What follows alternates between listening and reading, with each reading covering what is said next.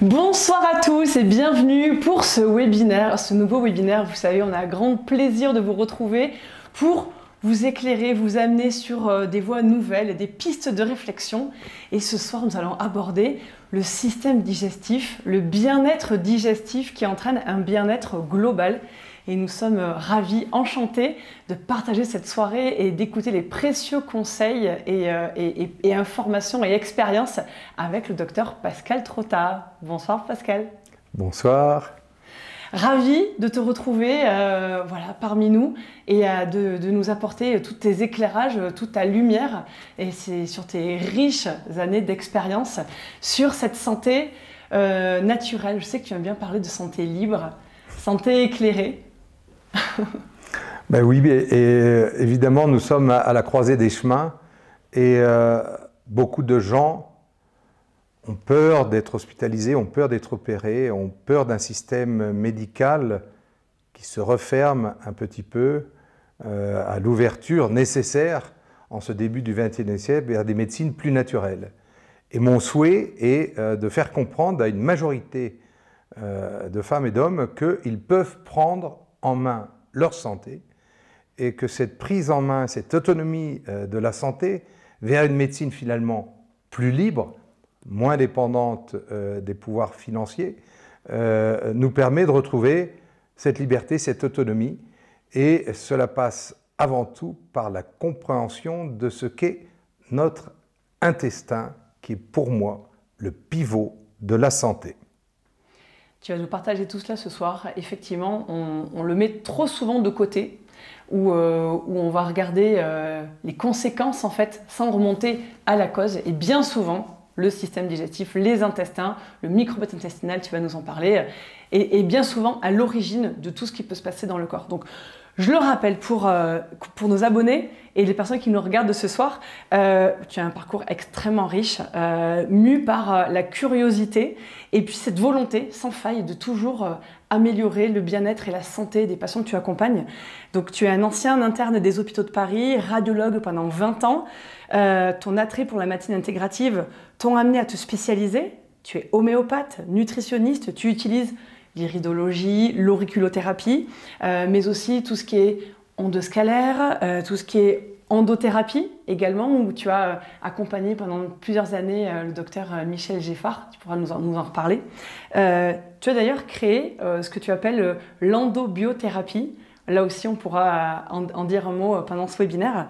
Voilà, tu vas nous en reparler. En tout cas, c'est passionné du vivant et passionné de cet élan, en tout cas, d'apporter ce bien-être et cette autonomie auprès des personnes qui te suivent et qui t'écoutent et que tu accompagnes. Donc on va en parler tout au long de ce webinaire. Tu le disais, intestin, pivot de notre santé. Comment est-ce que tu peux nous commencer ce webinaire sur cette pièce maîtresse de la santé globale? Eh bien, je veux vous faire comprendre quelque chose qui est finalement assez simple. C'est que la médecine moderne voit l'intestin comme un tube digestif dans lequel on met des endoscopes, les gastroscopies, les coloscopies, etc. pour examiner, rechercher des ulcères, des polypes, des cancers. Certes, cela existe et cela est utile. Mais je voudrais élargir cette vision un peu mécaniste de plombier, sans considération péjorative vis-à-vis de mes confrères gastro-entérologues que je respecte au plus haut point, mais l'élargir à une vision plus médicale, générale de cet intestin qui est non seulement un tube, qui est aussi un filtre qui assure la digestion, et c'est ce qu'on apprend pendant nos études de médecine, mais c'est avant tout, et ce sont les recherches de ces 20 dernières années passionnantes qui montrent que c'est plus qu'un tube, plus qu'un filtre. Notre intestin est un cerveau. Ça change tout quand on dit et quand on sait que notre intestin est un cerveau. Car un cerveau, finalement, on va le bichonner, l'entretenir comme quelque chose de capital. Nous avons un premier cerveau, notre cerveau d'en haut, le cerveau droit intuitif et le cerveau gauche rationnel. Tout le monde sait cela. Mais savons-nous que ici, notre intestin est un deuxième cerveau en lien en permanence l'un avec l'autre par un nerf capital qui est le nerf vague, le nerf pneumogastrique. Il y a donc une communication de l'un vers l'autre, du cerveau d'en haut vers le cerveau d'en bas et du cerveau d'en bas vers le cerveau d'en haut en permanence. Et cet intestin est à la fois un cerveau immunitaire mais aussi émotionnel. Saviez-vous que 80% de votre sérotonine, l'hormone du bonheur, est sécrétée non pas dans le cerveau, ici d'en haut, mais dans votre intestin? Ça veut dire qu'il faut donc bichonner notre intestin si l'on veut être plus heureux, et non pas uniquement par des techniques mentales pour apprendre le bonheur. Finalement, le bonheur, presque, ça se mange. Ça vient de notre alimentation. Donc, je vais vous faire comprendre que cet intestin, plus qu'un tube, plus qu'un filtre qu'il est un véritable cerveau et vous ouvrir à cette dimension exceptionnelle, fabuleuse, qui est un début d'une aventure de la médecine du XXIe siècle, exceptionnelle sur ce cerveau immunitaire et cerveau émotionnel qui permet de mieux comprendre qui nous sommes, pourquoi nous tombons malades et comment mieux nous soigner avec des méthodes de plus en plus naturelles et écologiques. Tu parlais d'échanges entre le cerveau donc du bas et le cerveau du haut, et on se rend même compte qu'il y a presque plus d'échanges ascendants que descendants. Donc ça, c'est quand même incroyable. On se demande qui est le premier, qui est le second. Et puis, le système nerveux, on peut rappeler que le système digestif a son propre système nerveux, le système nerveux entérique. Donc là, encore une fois, avec, je crois que c'est 500 millions de neurones de mémoire, mais je ne veux pas dire de bêtises sur les chiffres. Enfin, voilà, c'est assez incroyable quand tu rappelais qu'il y a le côté immunitaire et le côté émotionnel. On va venir sur les deux. Sur le côté immunitaire, est-ce que tu peux nous expliquer un petit peu ce qui se passe, comment est composé peut-être un peu le tube digestif, comment sont composés un peu les intestins avec les pilosités, pour avoir une idée, pour mieux adhérer derrière au comment peut-on améliorer les choses, comprendre un peu le pourquoi, ce qui se passe à l'intérieur pour mieux faire. Alors ce tube digestif, il est divisé en plusieurs parties. Donc d'abord la bouche, toute cette sphère buccale, l'œsophage, ce qui est ce tube qui mène à l'estomac qui brasse les aliments, et avec l'acidité, avec un pH de 2 qui dissout les protéines, notamment animales. Puis ensuite le duodénum, qui a une forme de U comme cela, et qui débouche sur 8 mètres, 6 à 8 mètres d'intestin grêle. Grêle, ça veut dire petit calibre.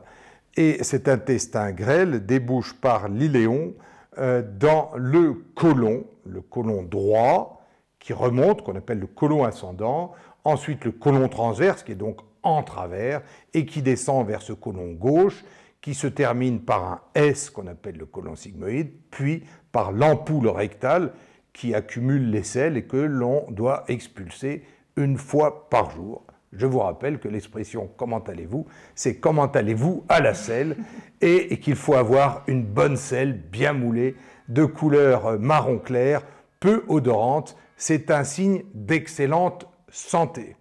Si vous êtes constipé, ça veut dire que vous avez soit un intestin paresseux, soit des erreurs nutritionnelles qui, par défaut de fibres, ou par défaut de micronutriments, sont à l'origine d'une stase excessive des aliments dans l'intestin et qui peuvent provoquer par la flore de putréfaction des maladies chroniques. Donc ça, c'est un peu l'anatomie de ce tube digestif. Et à l'intérieur, si on fait des coupes, notamment de l'intestin grêle, on s'aperçoit qu'il y a plein de petites villosités intestinales qui permettent d'augmenter considérablement la surface d'échange entre le milieu extérieur, notre alimentation, et le milieu intérieur, notre sang. Et ces villosités font que la surface d'échange est celle d'un court de tennis de l'ordre de 200 mètres carrés, ce qui est énorme pour un intestin seulement de 6 mètres. Donc la nature a prévu une augmentation de la surface par des villosités pour favoriser ces échanges qu'on appelle la digestion et l'assimilation des nutriments qui vont rentrer dans le sang. Mais ce qu'on sait moins, c'est que dans l'intestin, il y a un monde vivant, un monde souterrain, un monde incroyable.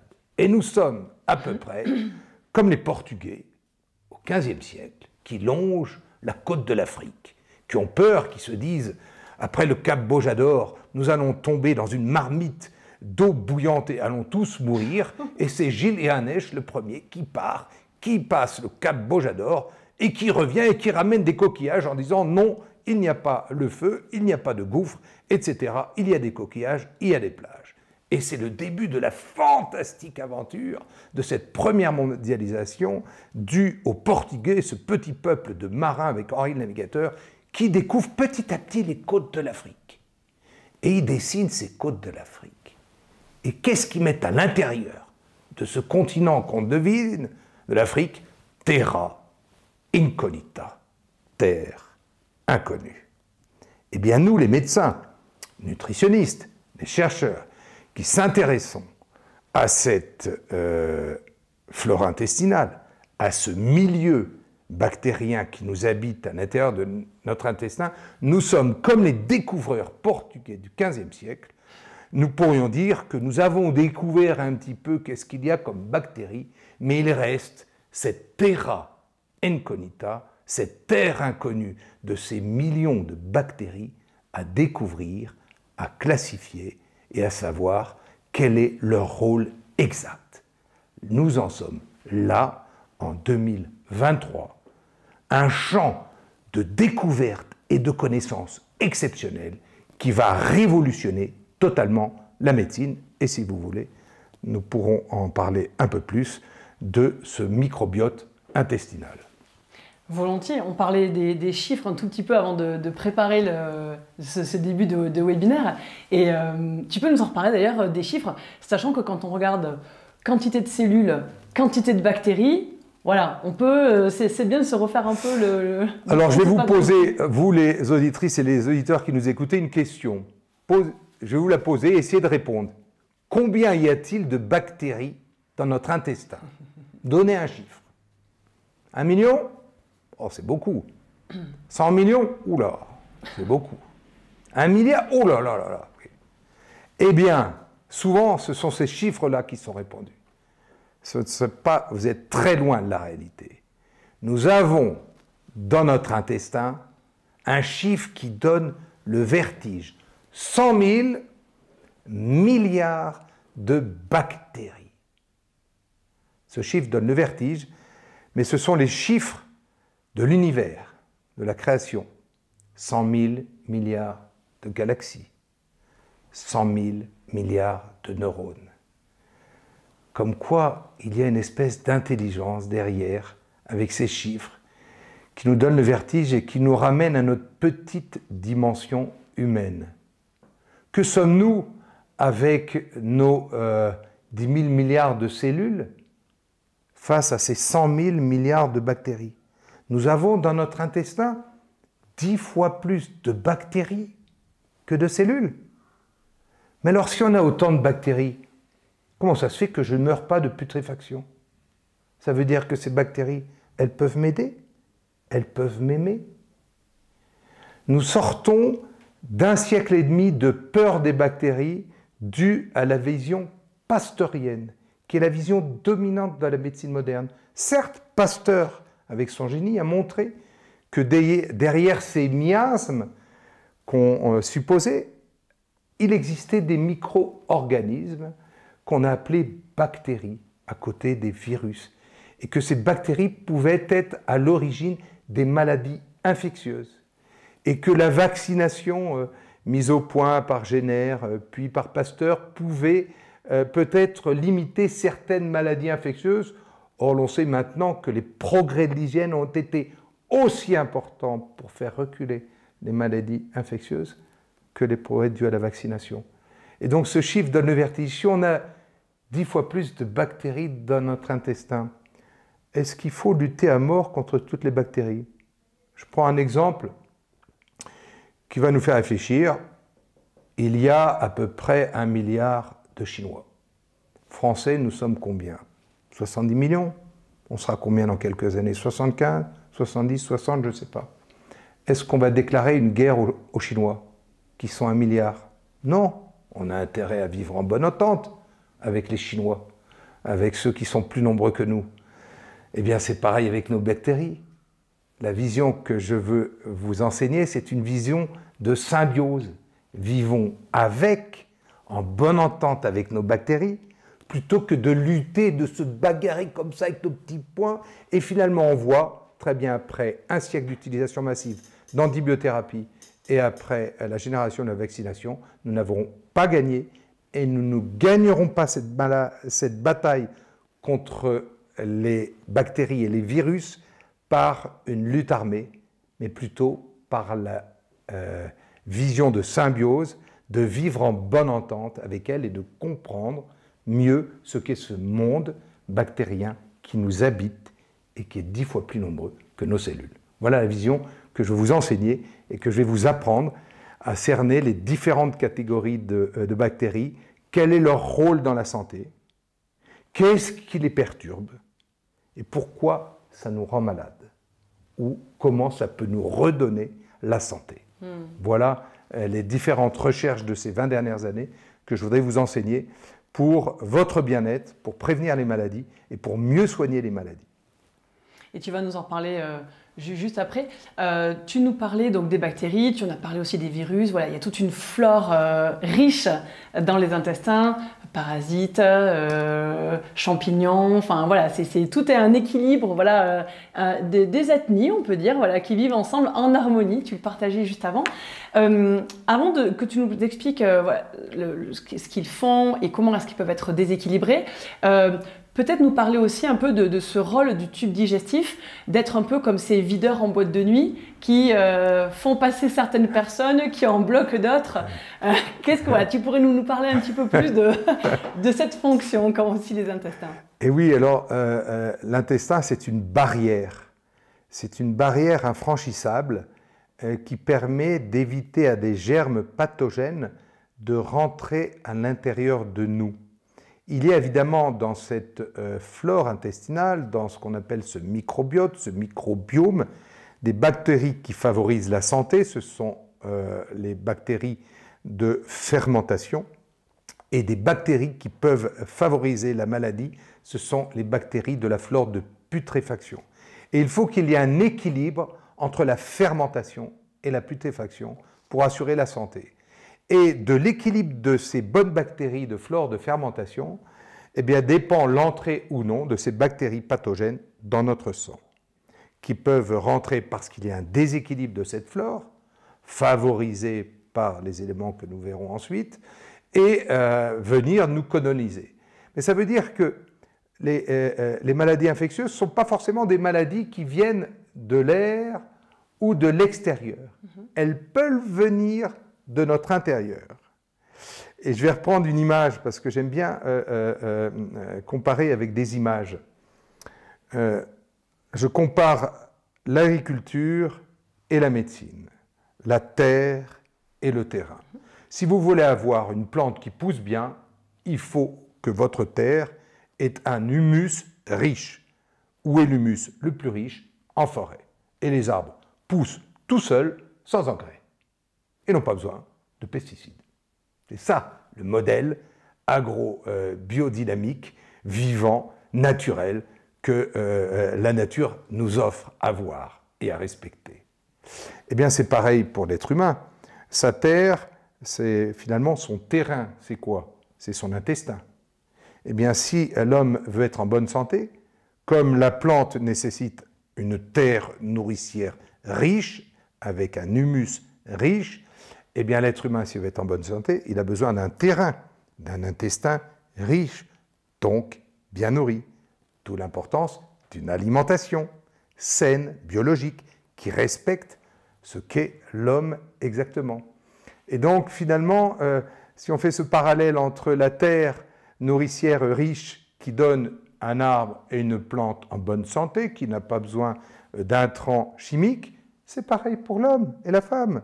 S'il se nourrit bien, il a moins besoin d'intrants chimiques et de recours à des procédés artificiels.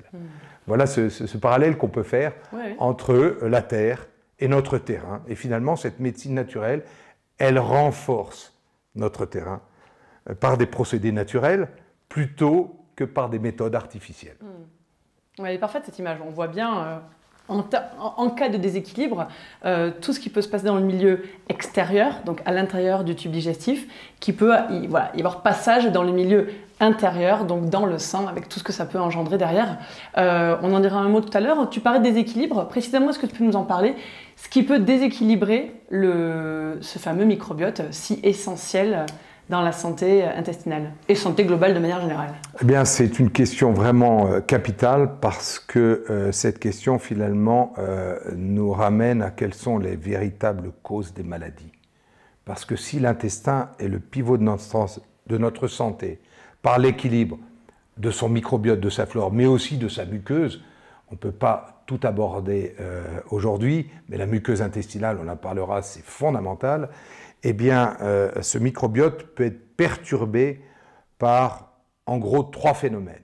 Une mauvaise alimentation, la prise de médicaments excessifs, toxiques pour ce microbiote, et là, enfin, le stress. Voilà, il y a d'autres phénomènes qui peuvent aggraver ce microbiote, mais le premier phénomène qui aggrave notre microbiote, c'est une alimentation dévitalisée, raffinée. Catherine Kousmine, Jean Seignalé, dans leurs livres, ont très bien démontré cela, et c'est ce que j'enseigne également dans les formations que j'anime, mais aussi à mes patients en consultation, comment mieux manger, mieux se nourrir, pour finalement avoir un intestin, qui est le pivot de la santé, en pleine forme, et retrouver la santé. On pourrait, pour schématiser, dire que les sucres raffinés sont un poison, c'est une poudre blanche, comme la cocaïne, ça rend les gens dépendants, et c'est un poison pour notre flore. Ça favorise un déséquilibre de la flore intestinale, ainsi que les laitages de vaches en excès. Jean Seignalé a très bien montré le danger des laitages de vaches et pourquoi l'industrialisation de la filière laitière avait rendu le lait de vache, qui est normalement assez bon, comme une, entre guillemets, excusez-moi l'expression, une vacherie. Bref, je ne suis pas contre les laitages animaux, mais à petite dose et prendre des laitages plutôt biologiques, avec moins de pesticides, moins d'intrants chimiques. Et puis enfin, tous les additifs alimentaires, etc., les cuissons dénaturées, l'agriculture extensive qui appauvrit considérablement les aliments en les micronutriments tels que les vitamines, les minéraux, les enzymes et les oligo-éléments qui sont capitales pour notre santé. Bref, une alimentation moderne, dévitalisée, favorise un déséquilibre de la flore intestinale. L'excès de viande animale, par les protéines en excès, peuvent augmenter considérablement la flore de putréfaction. Deuxième facteur perturbant pour la flore intestinale, les médicaments, et en premier pour la flore intestinale, les antibiotiques. Un siècle d'utilisation massive d'antibiotiques ont amené des phénomènes pervers.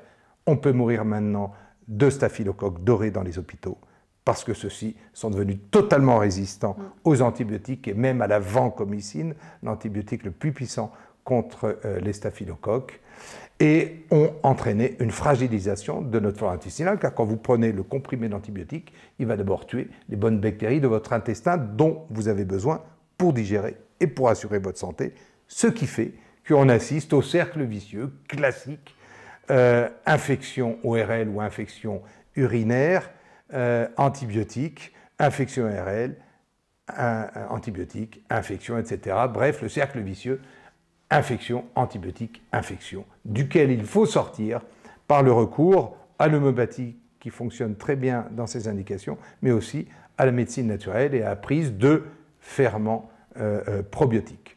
Et puis le troisième phénomène. Tu nous donneras des exemples tout à l'heure, mais c'est vrai que là, ces cercles vicieux, c'est important que tu en parles parce que plus la flore saine diminue, plus les aliments qui sont pourtant nécessaires avec des fibres, vont créer des ballonnements, vont gérer des perturbations parce que cette flore est déséquilibrée. Et donc là, que se dit la personne? Ah ben non, moi les légumes, ça me fait ballonner, les fibres, ça me fait ballonner. Et en fait, elle va mettre ça de côté dans son alimentation pour éviter d'avoir ces désagréments digestifs, alors que précisément, elle va nous en parler sur voilà, des petits conseils pour peut-être introduire petit à petit. Mais c'est vrai, voilà, déjà d'avoir ça en tête, que c'est un cercle vicieux, totalement, d'avoir cette... on va mettre de côté les bonnes alimentations, les bons produits d'alimentation nécessaires à avoir une flore saine, mais parce que cette flore saine n'est pas suffisante en fait, dans le tube digestif. C'est hyper intéressant ce que tu nous dis là. Je trouvais voilà, important de faire une petite pause pour mettre avant voilà, la pépite que tu nous partages là. Et donc tu allais parler du stress et voilà, de l'importance. Voilà, on sait que le système digestif est régi par le système parasympathique. Donc tu parlais du nerf vague juste avant. Donc voilà, je te laisse nous parler du stress et l'impact dessus. Donc la troisième cause de perturbation de ce microbiote intestinal et de l'intestin, c'est le stress, qui est majeur dans nos sociétés occidentales. Je vous donne une anecdote. J'exerce dans mon institut de médecine naturelle à Saint-Sébastien, en Espagne, et les femmes espagnoles et basques que je soigne, j'étais surpris d'entendre des centaines de témoignages comme cela de femmes de 30 à 40 ans qui me disent toutes: ma grand-mère vivait mieux que moi. Impensable, alors qu'on pense que le progrès est constant, notamment au XXe siècle. Eh bien, il faut écouter ce que ces femmes disent. Et en fait, en Espagne, il y a moins peut-être de protection sociale, notamment vis-à-vis de la femme qui accouche qu'en France. Et ces femmes sont épuisées par le travail salarié, et la charge éducative de leurs enfants, et arrivent souvent à l'âge d'être enceintes, en carence d'oméga 3, sont enceintes, donnent toutes leurs réserves faibles d'oméga 3 au cerveau de leur enfant, et finalement accouchent et font souvent des baby blues, qui est une maladie de carence de ces bons acides gras polyinsaturés qu'avait bien montré Michel Audin, un gynécologue obstétricien qui avait montré la dangerosité de ces carences d'oméga 3 chez les femmes enceintes.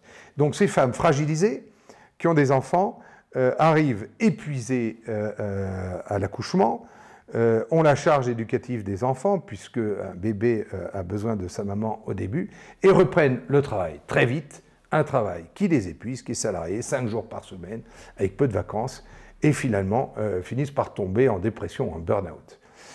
Et ça, c'est quelque chose qu'il faut prendre en compte, c'est le stress de cette société capitaliste vis-à-vis des hommes, mais surtout vis-à-vis des femmes, à qui on a mis la double peine, la double charge. Continuez à vous occuper des enfants, en gros, et réussissez votre vie salariée, professionnelle, etc., épanouissez-vous.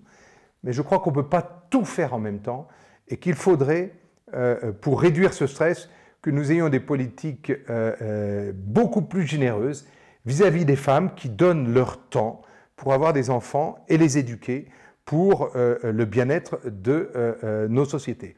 Et nous en sommes très très loin. Et puis il y a le stress de cette pression capitaliste terrible, avec la pression des charges sociales où il faut travailler de plus en plus vite, ce qui fait que je prends cette image, vous rentrez à 25 ans dans le système professionnel, comme un petit hamster qui rentre dans sa roue pour s'amuser. Oui, c'est amusant au début, etc. On découvre. Et puis on se dit, tiens, on est jeune, on a l'énergie, allez, on va accélérer, on va augmenter le chiffre d'affaires, etc. On va augmenter les ventes, on va augmenter nos résultats, on va être plus performant, et c'est ce qu'on nous demande. Et donc on court, et puis finalement on court de plus en plus vite, de plus en plus vite, de plus en plus vite, pour finalement être éjecté avant l'heure, avant 60 ans, de ce système économique qui tourne de plus en plus vite et qui nous éjecte les uns après les autres et qui a toujours besoin de chair fraîche, de jeunesse pour continuer à courir de plus en plus vite. Mais où courons-nous? Donc, c'est très important de s'arrêter, de se poser, de savoir qui nous sommes. Et souvent, à 40 ans, si on n'a pas fait cela, nous arrive cette fameuse CMV, cette crise du milieu de vie. Qui suis-je? Où vais-je? Et dans quelle étagère? En gros, qui suis-je, d'où vais et où je vais? C'est la vraie question qu'il faut se poser. Et la vraie question que le médecin ou le coach ou le thérapeute se doit d'aider son patient à se poser dans la vie. Où est-ce que je vais? quel est le but final de la vie. Et cela permet de donner une vision en 4 dimensions de l'existence qui permet d'apaiser, qui permet de se poser, de se centrer pour améliorer, in fine, notre bien-être intestinal, car ces bactéries sont très sensibles et le stress aggrave considérablement à la fois le microbiote intestinal, mais aussi la muqueuse intestinale qu'on pourra envisager, qui est le 2e pilier de cette santé intestinale après ce monde bactérien. Il y a un 2e pilier qui est la muqueuse intestinale, et c'est capital de comprendre ce qu'est cette muqueuse pour comprendre l'origine de nos maladies. Mais totalement, on peut en parler. Là, tu nous parlais du stress, donc avec une stimulation du système orthosympathique, et donc avec toutes les conséquences que ça peut avoir, particulièrement sur la muqueuse, tu en parlais, et je te laisse nous dire sur la perméabilité. Alors, on a vu qu'il y avait 100 000 milliards de bactéries dans un intestin. C'est quelque chose qu'on est en train de découvrir. Il y a d'immenses recherches là-dessus, mais il y a aussi une autre partie qui est la muqueuse. Qu'est-ce que c'est la muqueuse? C'est une petite paroi très fine de l'épaisseur d'un papier à cigarette. C'est ce qu'a mis le bon Dieu comme épaisseur, comme barrière entre notre milieu extérieur, qui peut être parfois hostile ou bénéfique, et notre milieu intérieur, le sang, où doit régner un équilibre parfait qu'on appelle en médecine l'homéostasie. Cette barrière, aussi épaisse, c'est-à-dire très fine qu'un papier à cigarette, est faite d'une seule couche de cellules qu'on appelle les entéro-intestins, entérocytes, cellules. Les entérocytes sont les cellules de l'intestin qui sont normalement collées les unes aux autres. Et je vais prendre une image comme ça. Vous voyez mes doigts là, et ces cellules sont embriquées les unes aux autres et collées. Ce qui fait que là, vous ne me voyez plus. C'est ce que j'appelle une barrière imperméable entre l'extérieur et mon visage, qui est le sang. Voilà. Ça, c'est la normalité. Eh bien, plusieurs phénomènes vont entraîner un relâchement de ces lésions et une ouverture entre les cellules qui fait que maintenant, vous commencez à voir mon visage. Ça veut dire qu'il y a des petits trous. Ces trous, on appelle ça la porosité intestinale ou l'hyperperméabilité intestinale, en termes anglo-saxons, the leaky gut syndrome. C'est quelque chose de capital à comprendre. Ces petits trous sont à l'origine des maladies modernes. Et la médecine moderne ne prend pas en compte du tout cela, et c'est sa grave erreur conceptuelle. L'hyperperméabilité intestinale, ce sont des petits trous qui laissent passer dans l'intestin petits fragments qui ne devraient pas passer, car je vous rappelle, une muqueuse, c'est comme ça, voilà, c'est imperméable, et donc pour passer de l'extérieur de la caméra vers mon visage, du milieu extérieur vers le sang, il faut passer à travers le filtre de cette cellule intestinale. Et passer à travers le filtre, c'est la digestion. Ce qui fait que ce qui passe de l'extérieur, qui est extérieur à moi, et qui arrive à l'intérieur, est reconnu comme compatible avec ma santé, immunologiquement, non toxique, reconnu par mon système immunitaire, et donc accepté. Or, ce qui passe à l'extérieur, qui n'a pas été filtré, il n'y a pas eu de douane, ce qui passe à l'extérieur est reconnu comme étranger à mon système immunitaire et est à l'origine d'une cascade de 4 phénomènes qui sont à l'origine des maladies modernes.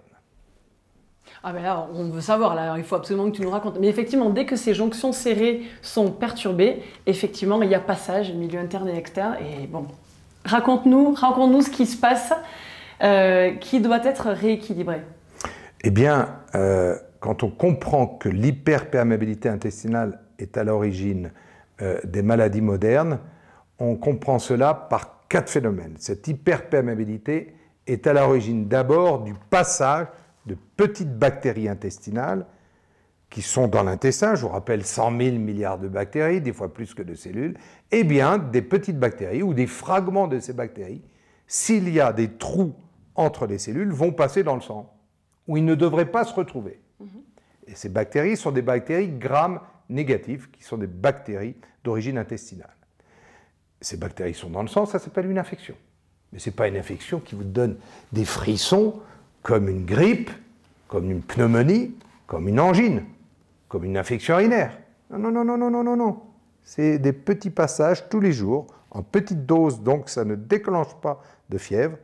Et c'est ce qu'on appelle une micro-infection chronique.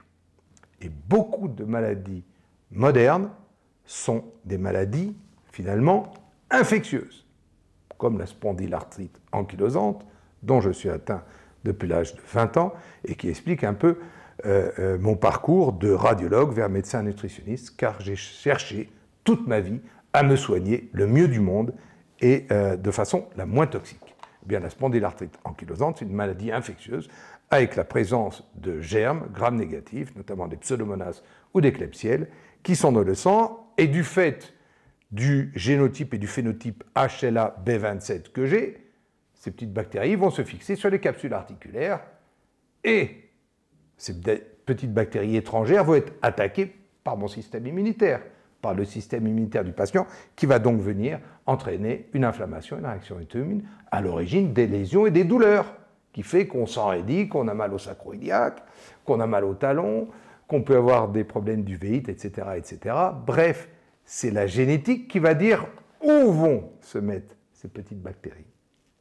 Donc c'est ça qui est très important de comprendre, c'est qu'un même phénomène, l'hyperperméabilité intestinale, avec des gènes différents, donne des manifestations différentes.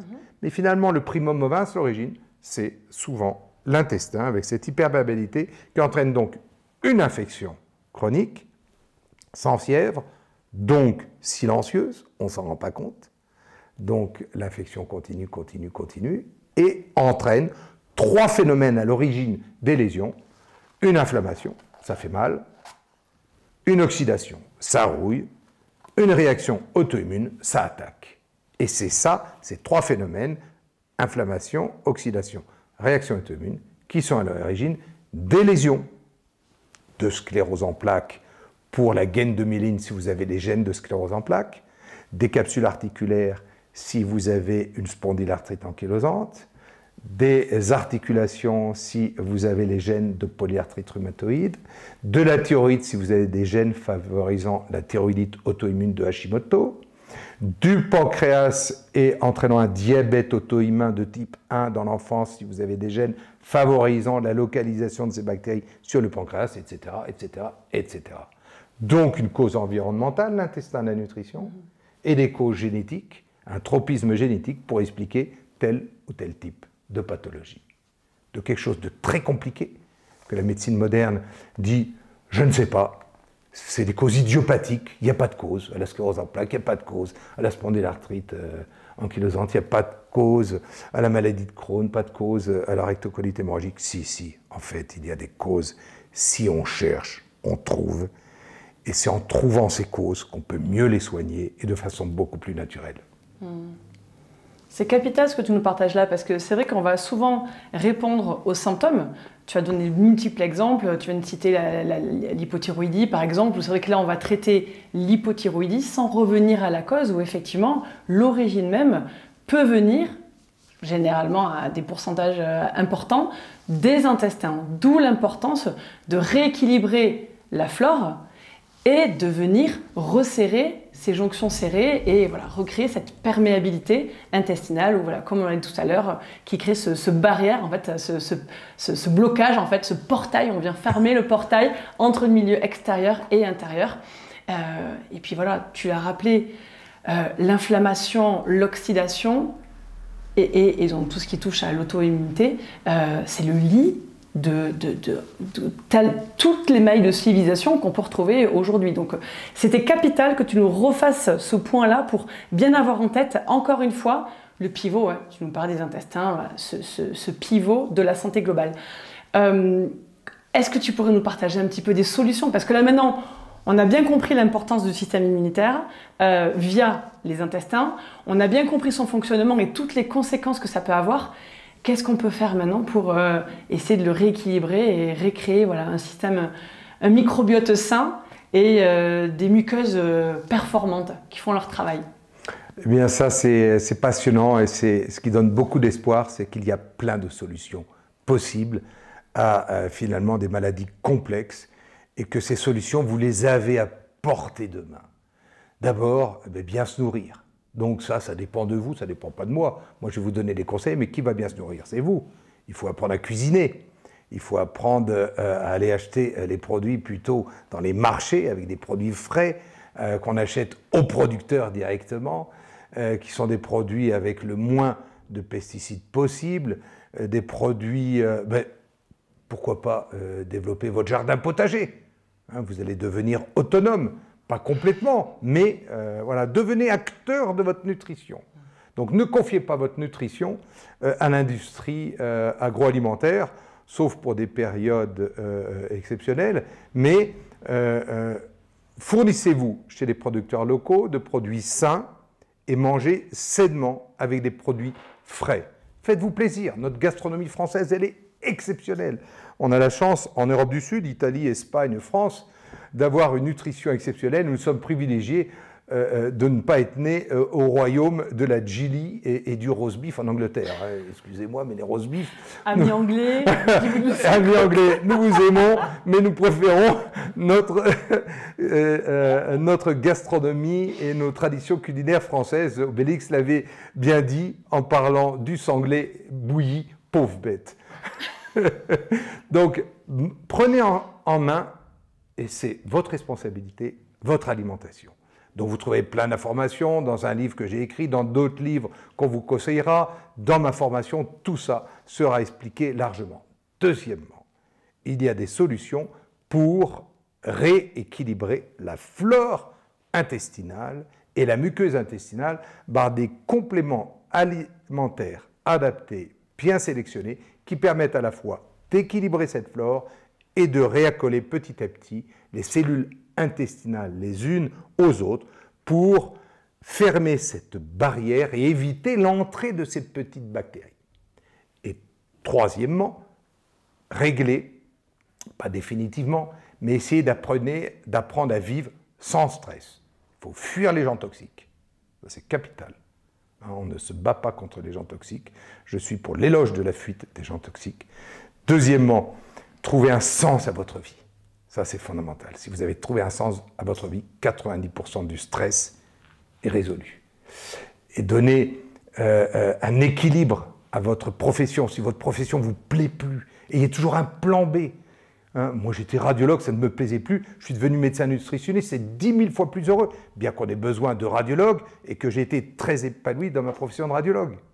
Et puis enfin, quatrièmement, pour combattre les conséquences de cette hyperperméabilité intestinale, l'infection, l'inflammation, l'oxydation, la réaction auto-immune, plutôt que de prendre des médicaments potentiellement toxiques avec des effets secondaires parfois graves qui peuvent donner une deuxième maladie à la place de la première, eh bien je prône des solutions naturelles, efficaces, qui fonctionnent, qui sont combattues certes par un certain establishment, mais qui fonctionnent et que vous pouvez mettre vous-même en pratique.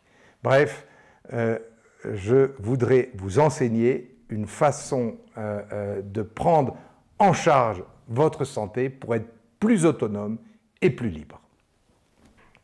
J'aime beaucoup cette manière de penser, mais en tout cas, voilà, les partages que tu nous as donnés là, j'aime l'idée d'éliminer d'abord ce qui nous cause du mal, et après, voilà, se concentrer, mais déjà éliminer les mauvaises sources. Tu nous parlais sur l'alimentation, on enlève les produits raffinés, on enlève le sucre, on enlève voilà, tout ce qui est délétère. Et tu as commencé le stress par on enlève les éléments toxiques. Et ça, c'est important ce que tu nous dis, c'est absolument formidable. Tu nous as donné plein de clés et on se rend compte en fait que en pratiquant ce que tu nous as partagé ce soir, les symptômes vont s'éteindre. Et expérimenter, en fait, l'idée, c'est vraiment d'essayer. Tu l'as dit, chacun est maître chez soi.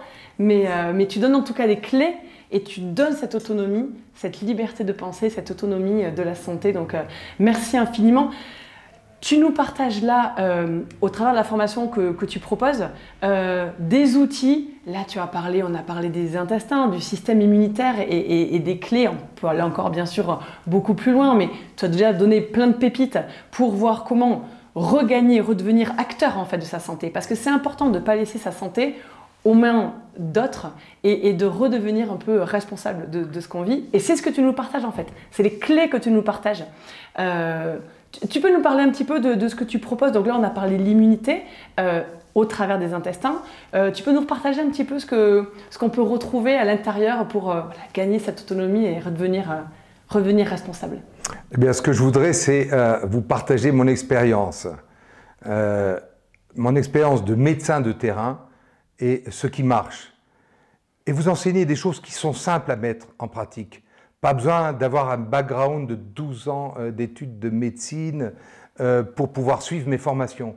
Non, parce que mes formations s'adressent à tout un chacun, aux mères de famille, à celles et ceux qui veulent se reconvertir, à celles et ceux qui ont la vocation de soigner et qui n'ont pas de diplôme de médecin ou d'autres diplômes dans la santé, mais qui veulent prendre en charge la santé de leur famille et de leur entourage proche. Bref, à retrouver une autonomie en termes de santé. Donc, je vais d'abord vous enseigner ce qu'est l'intestin. Comment soigner votre intestin par tel ou tel type d'alimentation, quel type de complément, s'il faut en prendre pendant combien de temps pour soigner l'hyperperméabilité intestinale et la muqueuse intestinale, comment soigner le stress, qui est la maladie majeure de notre siècle, comment moduler nos émotions, notamment grâce à l'acupuncture auriculaire, cette acupuncture médicale française qui n'est pas réservée aux seuls médecins, puisque par des petites billes et des petits patchs, on peut soigner sans piquer l'oreille. Donc c'est ouvert à tous. Et c'est beaucoup plus facile à apprendre que l'acupuncture chinoise. Tout le monde peut apprendre à soigner, renforcer un intestin, renforcer un foie, moduler les émotions, baisser l'appétit par des points spécialisés dans l'oreille que Nogier, ce génie à l'origine de la création de l'acupuncture auriculaire française et d'autres comme Alimi, comme Nadia Wolf, etc., ont perfectionné. Et c'est ça que je veux vous apprendre de façon simple et reproductible. Et puis, enfin, auparavant, si vous voulez, apprendre à diagnostiquer mieux le terrain qui vous êtes par l'examen de votre iris. Il est unique, il est magnifique, c'est le reflet à la fois de votre corps et de votre âme. Eh bien, par une prise de photos facile à faire avec un investissement très modéré, on peut voir l'iris, le montrer à son patient, vous le montrer pour voir quel est votre terrain. Est-ce que c'est un terrain de stress? Est-ce que c'est un terrain intestinal? Est-ce que c'est un terrain rhumatismal? Est-ce que c'est un terrain cardiovasculaire? Très rapidement, par une simple photo, vous savez à qui vous avez affaire. Et puis ensuite, les photos d'oreille, ça c'est Nadia Wolf, qui je rends hommage, qui m'a appris à analyser l'oreille et qui m'a fait progresser dans mon chemin de médecin neuroacupuncteur auriculaire. Mieux diagnostiquer l'oreille pour ensuite mieux la soigner, ça c'est la neuroacupuncture auriculaire que j'ai apprise en France par l'école lyonnaise de Lyon, de Nogier, puis perfectionnée chez Alimi à Paris, qui sont mes maîtres en acupuncture auriculaire et qui m'ont montré que c'est une arme thérapeutique exceptionnelle et si je devais garder qu'une seule arme thérapeutique, ce serait l'acupuncture auriculaire. Et c'est ça que je vais vous enseigner. Vous pouvez sortir après 3 jours de formation, sachant comment renforcer l'intestin, comment renforcer le foie, comment baisser l'appétit, comment moduler les émotions, comment traiter les douleurs principales, en actionnant des petits points sur l'oreille, comme si vous actionnez un interrupteur qui va allumer un programme dans le cerveau, parce que c'est une acupuncture électrique, ça passe par les nerfs qui sont connectés entre l'oreille et le cerveau. Bref, mieux diagnostiqué par l'iris et l'oreille, mieux soigné par l'acupuncture auriculaire, vous prendre en charge de façon personnelle par l'alimentation, quel type d'alimentation, et quels sont les compléments alimentaires à prendre et pendant combien de temps pour tel et tel type de pathologie, intestin, stress, émotion, dépression, comment réussir son microgène pour bien maigrir son régime, et comment traiter les douleurs par l'acupuncture auriculaire et par des compléments alimentaires adaptés. C'est ça que je vais vous enseigner. C'est ouvert à toutes et à tous. Je vous donnerai la théorie que vous aurez le temps de voir chez vous, mais ce que je vais vous montrer, c'est en pratique comment je fais. comme ce que nous apprenons quand nous sommes internes. Nous avons un chef de clinique avec nous qui est expérimenté, qui nous montre comment je pique, comment je fais. Et on le suit. On est comme un petit chien et on le suit. C'est comme ça qu'on apprend. Et très rapidement, au bout d'1 an ou 2, on est lâché pour faire des gestes qui sont parfois compliqués, mais on a eu un maître à côté de nous, expérimenté, qui nous a appris à bien piquer, etc. C'est ce que je vous apprends à faire, comment bien cerner le terrain, comment mieux soigner par l'acupuncture auriculaire et mieux maîtriser la nutrition, santé et les compléments alimentaires qu'on appelle la micronutrition. C'est tout ça que je vais vous enseigner de façon pratique et conviviale. Alors, théorie et pratique avec un guide, c'est exactement les clés qu'il nous faut. Alors, tu parlais de formation en 3 jours. Alors, effectivement, tu proposes une formation en présentiel en 3 jours. Voilà, pour ceux qui peuvent se déplacer et venir, c'est absolument merveilleux. C'est vrai que le présentiel, c'est toujours intéressant pour voilà, l'échange, les questions.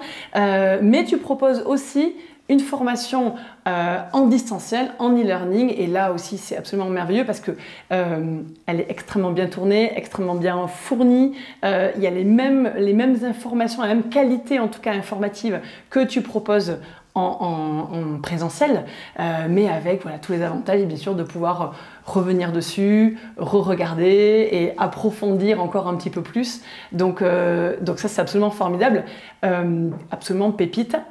L'offre que vous voyez voilà, s'afficher actuellement à l'écran, vous recevrez dans tous les cas dès demain le replay de l'échange et de tout ce que tu nous as partagé ce soir. La richesse d'une formation d'un médecin, riche des compétences, des connaissances en tant que médecin, de ton expérience en accompagnant les personnes que tu accompagnes depuis plus de 20 ans, et puis ta propre expérience. Et ça, c'est extrêmement riche parce que tu as vécu au travers de la spondylarthrite, tu nous en as parlé, donc tu sais, tu as les clés au travers de ton propre vécu.